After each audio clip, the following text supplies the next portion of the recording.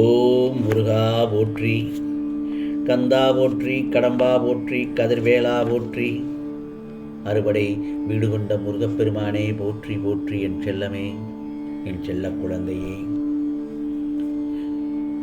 இன்று நல்லதொரு செவ்வாயில் இதை நீ கேட்டுவிட்டால் 100 மடங்கு நீ எதிர்பார்த்தது உன்னை தேடி வரும். திருச்செந்தூர் முருகன் தருவதை தட்டிவிடாதே என் செல்லமே.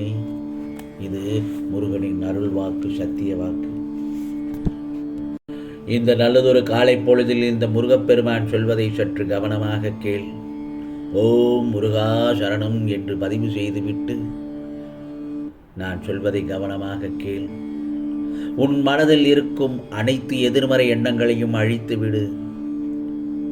நான் நன்றாக இருப்பேன், லட்சியத்தை அடைவேன் என்று முதலில் நீ நம்பிக்கையாக இரு. அப்போதுதான் உன் வாழ்வில் வெற்றியும் அமைதியும் ஏற்படும். என் செல்லமே, நேர்மையாக நல்ல எண்ணத்துடன் நல்லதொரு சிந்தனைகளை செய். முருகா, நான் எதிர்பார்க்கும் எந்த நன்மையும் நடக்கவில்லையே, எனக்கு எப்பொழுதுமே கெடுதலே நடக்கிறது என்று புலம்பாதே. சில விஷயங்களை நீ எதிர்பார்த்து நடக்காமல் போனால் உனக்கு தீமைதான் என்று முடிவு செய்து விடாதே. வாழ்க்கையில் ஏற்ற இறக்கமான சூழ்நிலை இருப்பது இயற்கைதானே.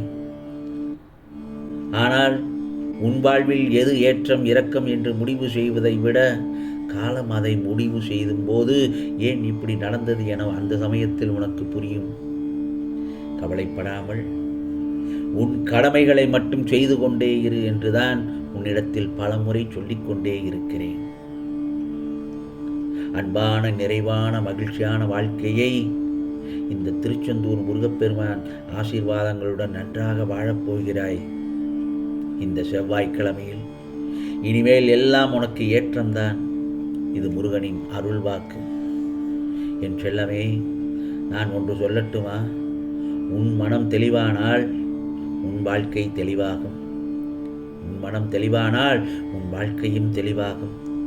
அதை விட்டு தேவையில்லாத சிந்தனைக்கு இடம் கொடுத்தால் உன் மனதில் உள்ள சிந்தனைகள் எல்லாம் மாறிவிடும்.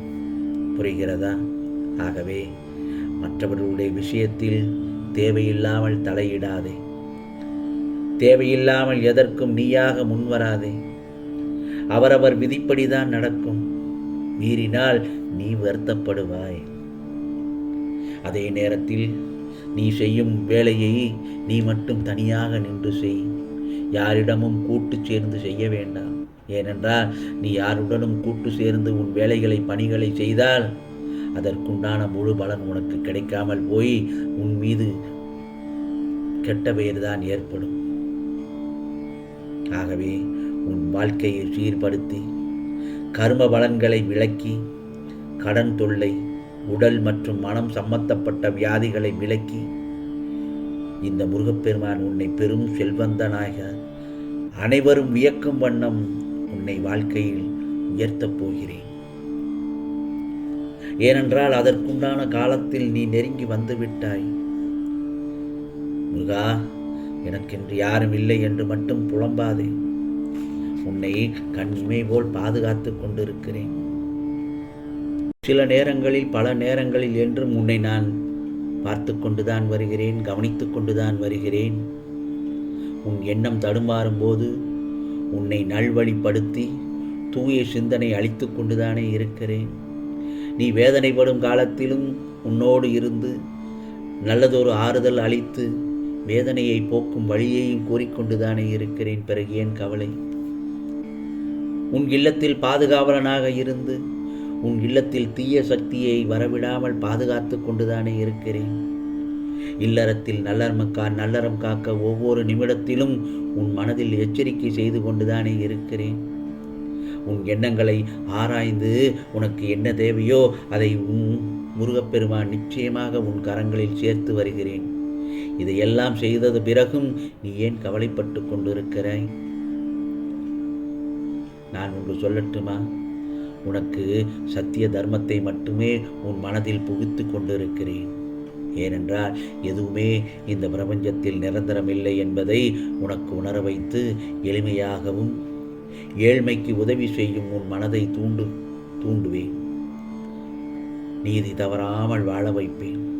உன் உழைப்பில் வருவதை கொண்டு உன்னை வாழ வைப்பேன். இன்பம் துன்பம் ஏற்ற தாழ்வு இதனால் வந்த கர்மாவை என்னவென்று அறிய வைத்து மன மகிழ்ச்சியோடு இருக்குமாறு வாழ வைப்பேன் என் செல்லமே. சில தருணங்களை கடந்து செல்வது கொஞ்சம் கஷ்டமாகத்தான் இருக்கும். தன்னம்பிக்கையோடு அதை எல்லாவற்றையும் நீ கடந்து சென்று விட்டாய் என்றால் நிச்சயம் உன்னுடைய துன்பத்திற்கு பின் இன்பம் மிக பெரியதாக இருக்கும். அதில் சந்தேகமே இல்லை.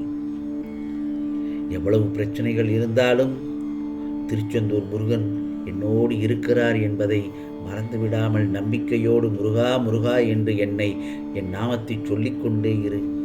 கஷ்டங்கள் வரும் சமயத்தில் என் கந்தசஷ்டி கவசத்தை பாடு அல்லது கேளு. நிச்சயமாக அந்த சமயத்தில் உனக்கு தன்னம்பிக்கை உருவாகும் என் செல்லமே. உன்னுடைய கண்ணீர்கள் கடந்த காலமாக போகிறது. நீ உன்னுடைய வாழ்க்கையில் ஜெயிக்கப் போகிறாய். உன் எல்லா முயற்சியிலும் இந்த முருகப்பெருமான் துணையாக நிற்பேன்.